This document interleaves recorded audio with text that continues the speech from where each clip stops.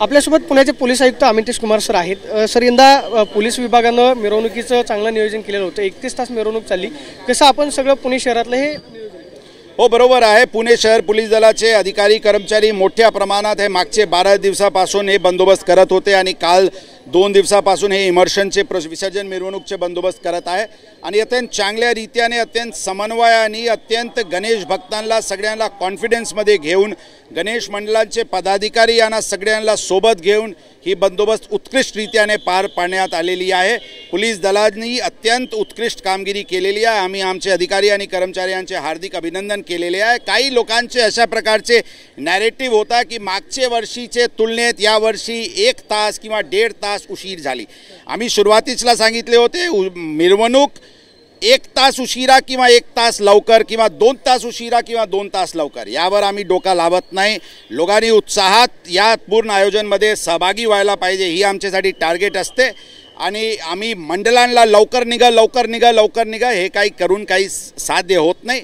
अत्यंत चांगल्या वातावरणात हे विसर्जन मिरवणूक पार पाडलेली आहे ही अत्यंत आनंदाची गोष्ट आहे। यामध्ये काही जे लोकांचे म्हणणं होता की आम्ही नियोजन करत होते आणि बैठकी घेत होते की लवकर विसर्जन मिरवणूक संपायला पाहिजे। आम्ही सुरुवातीला सांगितले होते की आम्ही जे मीटिंग्स घेत होतो आणि नियोजन करत होतो हे काही मानाची आणि महत्त्वाची गणपती मंडळ आणि इतर दुसऱ्या मंडळमध्ये आपसात काही संभ्रम झाला होता की हे जास्ती वेळ मिळते त्यांना कमी वेळ मिळते। यावेळी चर्चा अनुषंगाने मानाची गणपती मंडळनी सर्वांनी टाईम वेळेचे पालन केले, महत्त्वाची मंडळांनी वेळेचे पालन केले। काही ज्यांचे पालन होऊ शकला नाही ते एक्स्ट्रेनियस फॅक्टर्स म्हणून होऊ शकला नाही, परंतु त्याचे नंतर इतर सर्व मंडळांना योग्य वेळ या लक्ष्मी रोड आणि तिलक रोडवर भेटला। ही नियोजनची फायदा झाली। ही कधीच आमचे 1 तास लवकर आणि 1 तास उशीर हे आमच्यासाठी कधीही प्राधान्याचे विषय नसते। शेवटचा प्रश्न आहे, 2 दिवसांपूर्वी आयुष कुमकरची जी हत्या झालेली होती त्यामध्ये काय आरोपींना ताब्यात घेतलंय का किंवा त्याचे इंटेलिजन्स जे आहे ते पोलिसांकडे होते का? आता गणेशोत्सव संपलेला आहे,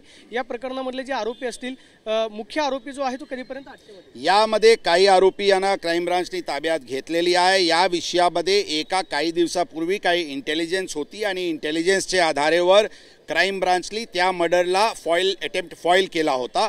त्याचे नंतर कोणी या स्वतःचे नातेवाईकांना जे ग्रँडसन आहेत त्यांना मर्डर करतील अशा कोणत्याही प्रकारचे इंटेलिजन्स किंवा अँटिसिपेशन आमच्याकडे नव्हता। ते जे आरोपी यांनी अत्यंत हे घृणास्पद कृत्य केलेली आहे त्यांचे आणि त्या टोलीचे सर्व प्रत्यक्ष व अप्रत्यक्ष मदत करणारे आरोपी यांना त्यांचे परिणाम भोगावा लागेल ही आम्ही पुणे शहर पोलीस दलांचे तर्फे यांना सक्त सूचना देतो आणि परिणाम अशा की त्यांचे 7 पुश्तला आठवण राहील आणि त्यांचे सर्व प्रॉपर्टीजचे ऑलरेडी आम्ही MCOC ॲक्ट अंतर्गत कारवाई करण्याची ऑलरेडी सुरू करण्यात आलेली आहे। प्रॉपर्टी डिटेल्स ऑलरेडी आम्ही घेत आहोत। अत्यंत कडक कारवाई आपल्याला पुढच्या काळात दिसेल। पाहतोय की 2 दिवसांपूर्वी जे आयुष कुमकरची हत्या झाली त्या प्रकरणामधल्या टोळीचे सगळे संपत्तीचे डिटेल्स जे आहे ते पुणे पोलिसांनी मागवायला सुरुवात केलेली आहे आणि हत्या प्रकरणातील कुणालाही सोडलं जाणार नाही अशी प्रतिक्रिया आयुक्त अमितेश कुमारांनी दिल्याच पाहायला मिळते। कॅमेरा पर्सन अभिजित पिसेसोन, मी प्रदीप कापसे, TV9 मराठी, पुणे।